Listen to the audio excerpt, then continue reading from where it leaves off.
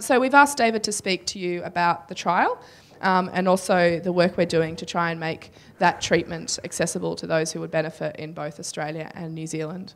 Thanks, David. Okay, thank you. Thanks, Claire. So that's the little statue for Easter Island. When you look, I don't know if anyone's been to Easter Island. I've never been, so I don't know. But I'm told, and I've seen a picture of this, that Petrus de Vries, who's a psychiatrist, who's done a lot of work on TS. These statues, that's just the head of the statue. Actually, there's a whole body running sort of, 3/4 of the length down. So it's like the tip of the iceberg sort of thing, and that's quite a good analogy to a lot of the things in TS. We see some parts of it, but actually there's a lot more to it. And if you don't look, you won't see it. And I think hopefully today you're getting the idea of really what's important. It's deal with the immediate issue and be prepared for other things that probably won't happen if you actually do the right things. And those individuals who then need other things are coming up, well, deal with that at the time. But just ignore it, or individuals not to recommend the surveillance, all you're doing is potentially putting yourself at risk down the track. So it's not a good thing. So this is the topical rapamycin sort of talk. The other thing I should say, Claire's comments that I'm not a dermatologist. I'm not a dermatologist. I am a geneticist. TS is a part of what I do, but I'm obviously interested in it. Originally, I was trained as a general practitioner in England, actually, and then went into pediatrics. So I kind of have like a geneticist, I have a generalist. A geneticist has a general idea about disease processes and impact on families, as do general practitioners. So, and I think primary care doctors are the key to management. And obviously for children, pediatricians in a way take on that primary care role. But never forget that your GP is the crucial person in all this. And use your pediatrician as a specialist rather than your general practitioner. And because when you transition with your children, they need their GP, and their pediatrician will disappear. So just be aware of that as you're going through the system, that find a decent GP who can actually provide the continuity of care. I think that's really, really important. So Orly Worgan is the actual dermatologist on this project. And so these are the skin lesions which are called facial angiofibromas. The other old term was adenoma sebaceum. It was thought to be like sebaceous cysts on it was an overgrowth of the sweat glands, but in fact it's overgrowth of blood vessels, and fat and smooth muscle is the actual tissue that's just overgrown. The vessels are bigger, the smooth muscle is bulkier, so it's got nothing to do with the sweat glands as such. And the classic thing is it's appearing on the cheeks and in the nasolabial folds, and obviously they're very red, and they get worse in the heat of the summer because there's blood flow going into them. In winter they don't look quite so red because, and in New Zealand they're probably not quite so prominent as they are in Australia, I suppose, just because of the weather sometimes. And I mentioned earlier on that sun exposure is an environmental factor, so that actually makes things worse. So in fact, genetics is actually all about a combination of genetics and the environment. And some environmental factors like diet and that sort of thing, and maybe what your blood pressure is like throughout your life, or exposure to sort of normal everyday things in life, not toxins, things like that, just everyday things in our environments do impact on all sorts of diseases. And so that's why we generally want people to eat well, avoid things like too much alcohol, smoking too much, watch your diet. I mean, they're all good environmental factors that you have control over, and sunlight as well is one of those. So that's kind of the classic facial lesion, but which is what we're talking about. And there were a few case reports that came up. This is one 2008. But in fact, when the original trials happened for the oral rapamycin for treating the SIGAs, people were interested in seeing that they could get tumours to shrink, but also people were really interested in what's happening to everything else. And so it wasn't part of the primary outcome of any study, but there were a lot of those studies have really looked at the secondary outcomes to try and look at, well, what other areas should we research next? And the easy one is to do the studies on the tumours, but actually what everyone's probably at least as interested in is what happens to everything else. And that's how the studies have evolved. It's all those secondary outcomes which are looking as though there's enough promising data to warrant further study.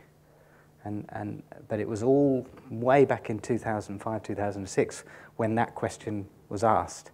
Is this group of drugs a treatment for all aspects of TS?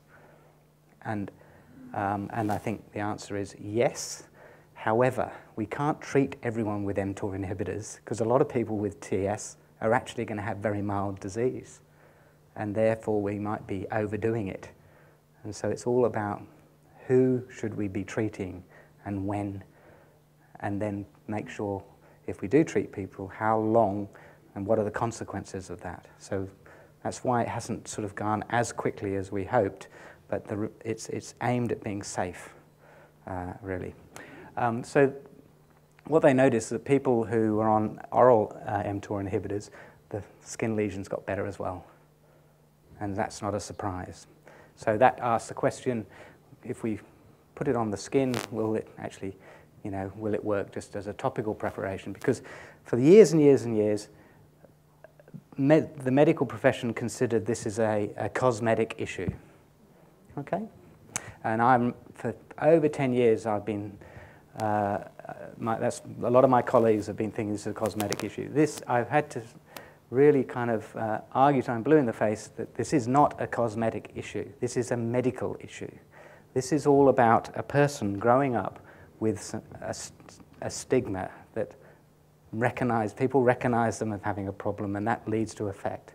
And in terms of self-esteem, how others interact with you, it's a big issue. Any of you who've got adolescents, etc., who are going to go through the acne, this is like the worst acne you can get that doesn't go away. And that's a huge impact, I think, on some people, particularly vulnerable people in life. And so when you're a bit vulnerable, you don't want something like this on top of that. And it's a huge issue for parents of children, whether the children themselves are worried about it or not. It's a huge issue for parents. So that was in the background, but it took a long time, and we're still not even there, even 10 years later, but we're almost there with the treatment. So that was the sort of the observation.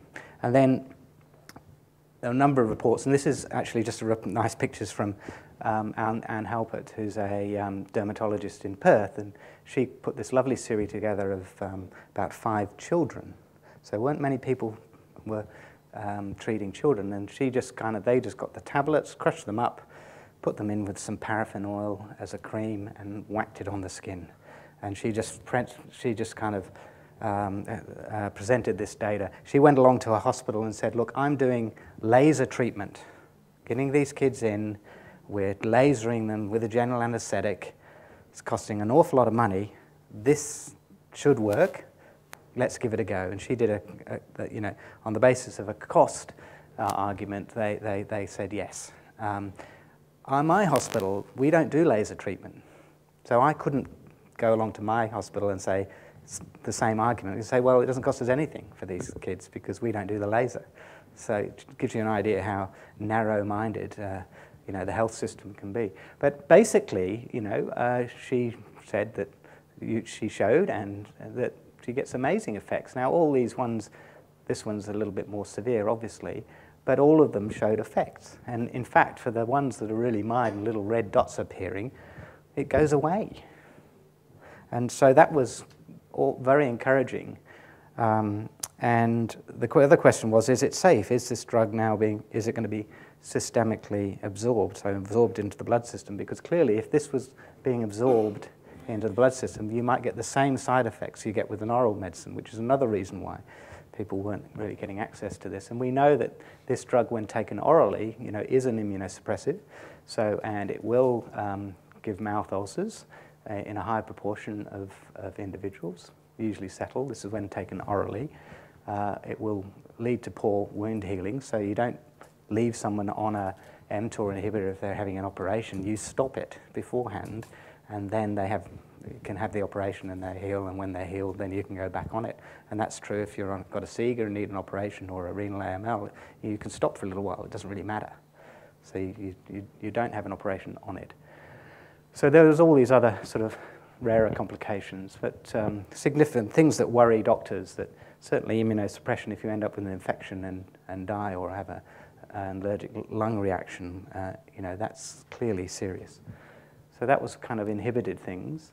So the molecule itself was kind of had the properties that it probably would get absorbed into the skin, but probably not into the circulation. So that it was reasonable that might it might work. And then this was the pilot study which the Houston group did with Marianne Koenig, who's a neurologist. So it's kind of an interesting precedent that a neurologist is doing a paper on a dermatological treatment. Gives you an idea of dermatologists actually make too much money seeing people with various other skin diseases to actually do anything to something that really matters. So this was a paper, and it was only 15 patients on a pilot study, and they showed enough of an effect to warrant a bigger study. And this is just a patient from that study just showing effects. And then there has been a variety of other publications have been coming thick and fast ever since, and a combination of laser treatment. So people who've got florid facial angiofibromas, using laser to sort of flatten it again, that's all you're doing, is just removing the overgrown tissue. And once that's healed, then using an mTOR inhibitor to keep it under control. It's very hard to get a really florid facial angiofibroma that really is big and make it disappear, because it's good at shrinking the cells, but it doesn't make them go away, rather what I said before. When it's a little dot, you can just see the red cell there. You can shrink it down to something you don't see. It's still there, but you just don't see it. But if it's florid and big already, you can't make it disappear. It doesn't really matter what dose you use. So using a combination of laser is probably going to be the way we're going to use this in the future. But that was the circumstance where they got a grant from the military, isn't it, the Army Defence.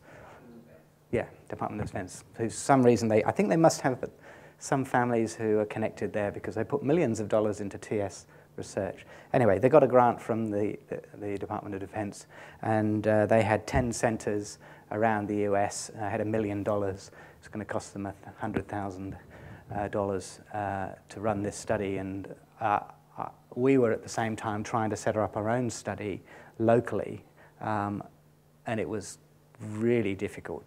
And we're taking up a lot of time doing this. And we kind of talked to this group and said, well, how about we join you? And we kind of looked at the sums, and it was going to probably cost about the same, really. And we kind of thought it's going to be a lot easier to have a study that's already kind of gone through the process, and we just tack on another center rather than start from fresh. And they agreed with that, but we paid totally, or the ATSS paid totally for that, and they paid again because we employed to run the study in Sydney. So we actually paid double what every other centre said, and they got to call it an international study because we were there. And we also, for our study, we was going to do a quality of life assessment, because it's really important, again, collecting the evidence. So if you're going to mount an argument, we need topical rapamycin because, it makes the skin look better, that's not enough. You have to say it makes the skin look better and the quality of life improves. And so they hadn't thought to that. I can't quite work out how they hadn't thought that, but we helped them.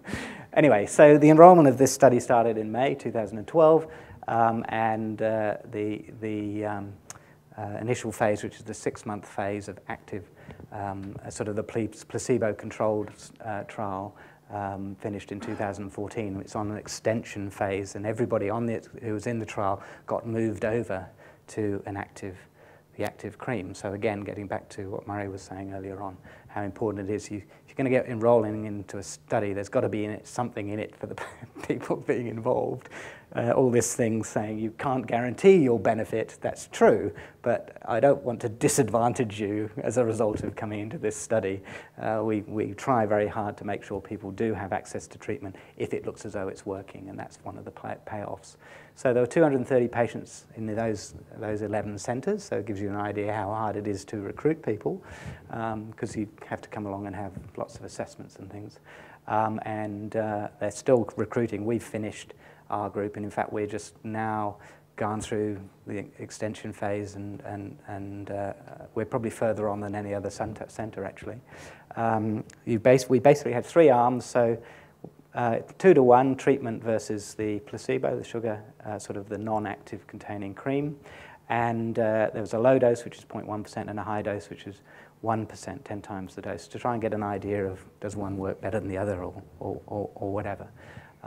And we did a quality of life assessment, and basically you just put the cream on overnight at night time, and any other product that we're using for anything else you could use as well at other times. But that was just put it on the lesions themselves, just rub it in, disappears, and well tolerated.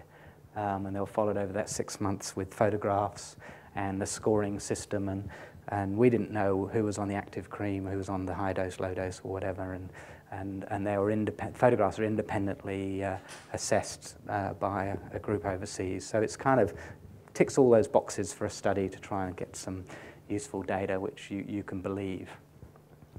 We also did blood levels, so obviously for a lot of the younger people being treated, it wasn't very nice of them. Every 3 months they had to have a blood test, which is one of the reasons why a lot of people didn't want to be on the trial, because they didn't want their kids going through that. So a lot of the people were a little bit older, but we did have a number of children as well.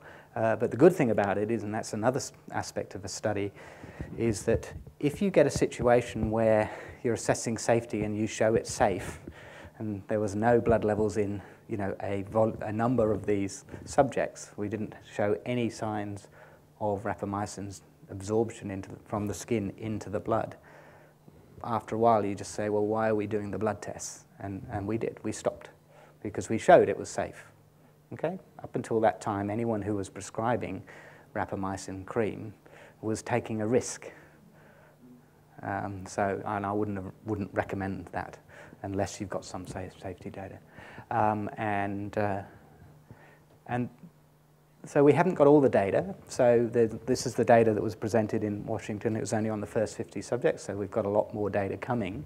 And basically it just shows statistical significance. So we know it works on the first 50 data, and then everything that comes from this point onwards is just extra refinement of that data with an extremely high probability of effect. That's what that means, and this is just a visual representation of the data. So this is the non-active cream, the placebo cream, and this is sort of it's the number that got worse, if you like, during the period of that 6 months. So 75% of them showed clear signs of things getting worse over that time, and this group, much lower numbers, got worse or did not change. So if you look at the other way, this is the group that got an effect. And there was a bigger effect in the high dose than the low dose based on that, which was also statistically significant. And this is just the other way round of looking at it, if you like. 60% of the high dose definitely improved. Remembering that's only 50 patients. So, and really anecdotally what we can sort of, we glean from that, and obviously the rest of the study will tell us, hopefully, is that the low dose takes longer to get an effect, but you get there in the end, and the high dose gets an effect quicker. But also the high dose, if you keep going, you still do keep getting an effect. That's what seems to be the case. And the main issue now is going to be, I think it's going to be the cost of this, because, and we'll talk about that in a little while. So we know it works. We've got some evidence. It's not published. It's been presented at a meeting, but it's available. So that's kind of fine. So this is one that's not so obvious. But what happens is, fairly subtle, but you may have some blood vessels and skin on the cheeks, which is not TS. As we get older, sun damage and things, and so it can be quite hard to glean these differences. But you can see on this girl, for instance, and the reason we did photographs because the lighting and the camera that was taken, it was on a machine. So everyone who had a photograph taken, it was taken with the same conditions. The camera was set the same because lighting changed a bit. But so we tried to sort of, remove that bias. But you can see here there's quite a dramatic difference. Now you can't change what time of year the photo was taken and how hot the person was, because that's going to change what it looks like as well. So you can't account for every variable, but that's clearly dramatically better over the course of that. And again, that's so much better, isn't it? And then our pin-up girl, who works for TSA, this is the starting picture, but she took a picture just on her iPhone actually for every visit, and you probably see it a little bit better. That's original. That's pretty wow, I think, actually. I think that is wow. I really do. So even for quite florid, bumpy, not so red, but bumpy facial angiofibromas, that's dramatic, really. And what we were, in the extension phase, what we've been doing is we've been able to up the dose. If we don't feel as though we're getting a big enough effect, once we know they've been on the active cream for 3 months, we're just putting them on the high dose and giving them the benefit of that. Now, this is one of the very few studies, and I'm very surprised it got through the ethics committee, is that these families who are on this study pay for their cream. Once they went on the extension phase, so the initial part of the study, it was paid for, but once they went on the extension part of to have access to the cream, they paid for it. And it comes from a pharmacy in Houston, and that's the center where they do the trial. So we do the script, we send it there to them, the pharmacy then send the packet, the container with the cream. It's got about 45 grams of cream in a pump pack. And the costs I've got here earlier on, I'll go through the costs in a minute.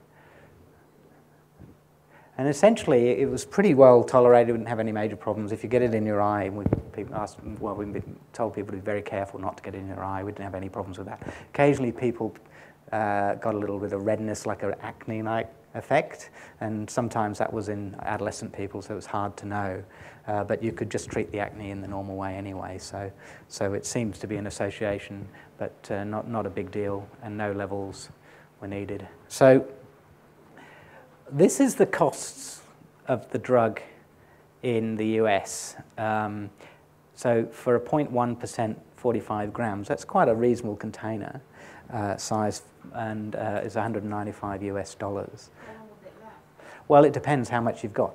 Yeah. So if you've got a few dots here, that would last you a year or more. Okay? So if you've got the florid, it would probably only last you 3 months. So it's an important factor that you have to take into account.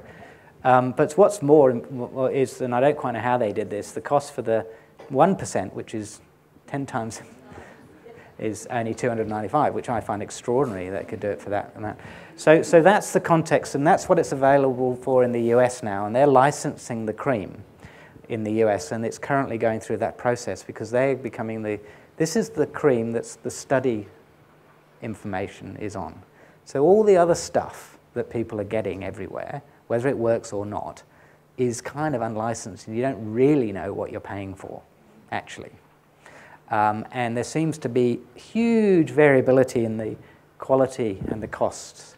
So, and some of you may already be, some of your children may also already be using topical cream, and as long as it's being, as long as it's working and you're happy with it, and that's you know, I've got no problem with that at all, and someone's monitoring it. So if a problem arises, you know who to call. I've got no problem with that. But if you're on a cream and it's not working, I'd say, well, I wonder what I'm getting. And there is this sort of been alluded to in another paper by the Perth group. It seems to be if the cream is sometimes being made up with powder, which has been sourced from China. And we're not sure what that is. So you might be getting powder, it's cheaper, but it's not working. And actually, anecdotally, it seems to be people who are getting crushed tablets, which we know are the drugs which are really expensive, coming through the drug company, they seem to be working better. But sometimes the product itself is very gritty, and so it probably hasn't been kind of compounded as well and crushed up as well. So again, so there's all these factors out there that at the moment. And to be fair, we've done scripts for people off-label. So part of the study, we just get it from Houston for people who've been on the study, and we're in the process of trying to get a pharmacy in Melbourne to become the people who will do this for us with this formulation. But we're in negotiation with that at the moment. But at the moment, if we see a patient, pediatric adult, we can write a script. We're sending that script to Wood's Pharmacy in Melbourne. Seems to be the one that we seem to be getting the best kind of product with. But they're not following the one from the study at the moment. They're in negotiation with the pharmacy in Houston to try and move over to that. And they're looking at the cost. But their cost currently, I think, is for a 10-gram pot is about $100, something like that. So more expensive than that. But if you're looking at a child who's just getting the dots, again, that would probably last you 6 months at least, and it will keep it at bay. And so we should never see somebody with facial angiofibromas of the pictures I showed you at the beginning, because they just should never happen.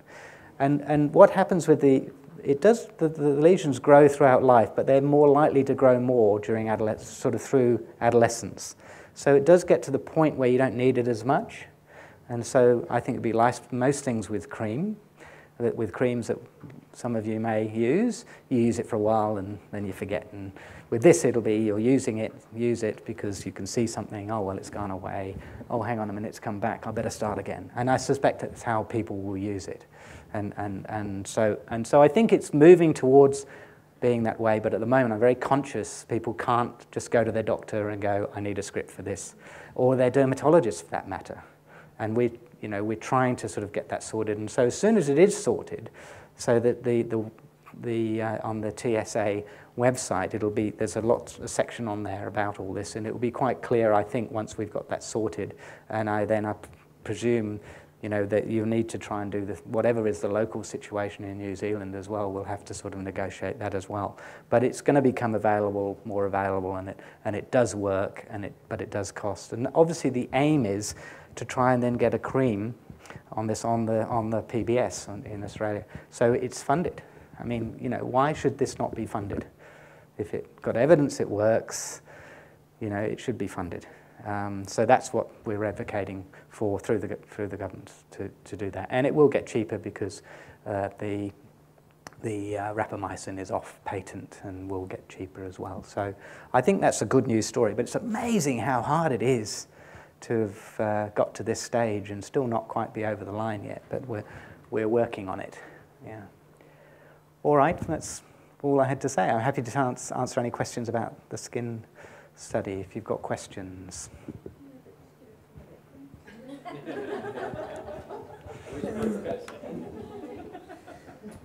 that just heckling or real? It was.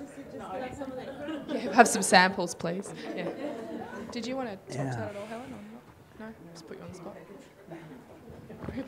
No, I was just saying. I think the idea would be that we find a pharmaceutical company that's willing to manufacture it in New Zealand and just replicate in the two countries. So I can't tell you what the formulation is on the study because I don't even know what it is. It's not a complex formulation. It's really simple. And the other good thing about this, it is an anti-aging cream. Your kids will have good skin. And you may have, I don't know whether you kept up with this, is that There are dermatologists that... But I wouldn't recommend anyone use it other than someone with TS. But in actual fact, so there's new data on mice now, and you may have heard about this, sort of some new discoveries about, you know, how to slow aging down, and it's all the mTOR pathway. That's what it is. But it's not available. We wouldn't recommend it for general use, though. I was really just going to make an observation that our daughter ended up, in adolescence it really became more prominent, and she had laser treatment, but it wasn't done under general anaesthetic. She had EMLA cream applied and Glad wrap on her face, and then zapped, and it was incredibly painful. And she went through 4 or 5 sessions of that, and 2 years later it had grown back and was worse than ever. And we started to go through the whole process again of laser. And she had 1 session, and we thought, we can't put her through that again. No. But just at the same time, our dermatologist through the Waikato Hospital applied for a special authority number for us, and she was approved it. So we're getting it free. Yeah. It has been remarkable. Her skin is beautiful. And we had 1 tube about the size you said, and it's lasted 6 months, and we've still got some. Yeah. We're using it very sparingly. Yeah. That's all you need. Only a little. Yes. And I wondered, though, in terms of we apply it for her, we always wash our hands afterwards, but is there any... Well, maybe the anti-ageing would be quite nice. Should we be careful? Well, yeah, I mean, to tell you the truth, we kind of haven't, you know, we haven't gone into sort of, you know, glove up, put your goggles on, you know, get your Ebola suit, and then put on the cream, because we kind of feel it's not helpful. It's just a cream. It is. And we kind of feel that it's probably not going to cause any harm if a parent is applying the cream, for instance. But what we'd like is that we'd like, you know, the young people themselves applying it supervised, and you know, if you basically just putting a little dot on your finger and dotting, and then just rubbing in, and that's how we do it. I think it's really important, though, for you to talk to Helen about that process and actually what had to happen for you. Presumably that it's through a hospital, is it? And it may be that the pharmacy at that hospital are just doing what we've said, and they're crushing up the tablets, putting it in some paraffin and whacking it on the face. And I've got no problem with that, and I would strongly advocate if there's a precedent, and that's how you've got to, you know, your hospital will take notice, and that's the way to do it. That's what you should do. Go beat down doors and do that. That's fine. Yeah. Yeah. Well, the reason for that is it should be made up with it under a hood, because the drug itself is one of those that needs to be sort of handled with all this caution. So they won't make it up unless they're doing it in a special way. And so, and that's why I think it's, you know, I think what we need is the cream that we've got the evidence for that it works, it's safe. That's the cream that we should be using. All these other things, there is a potential for either getting ripped off, or not working, or potentially harm. And so that's what we're going to try and do in Australia. And I don't see why actually that same formulation wouldn't become more available. I suspect it will get licensed and then probably become more widely available once that's done.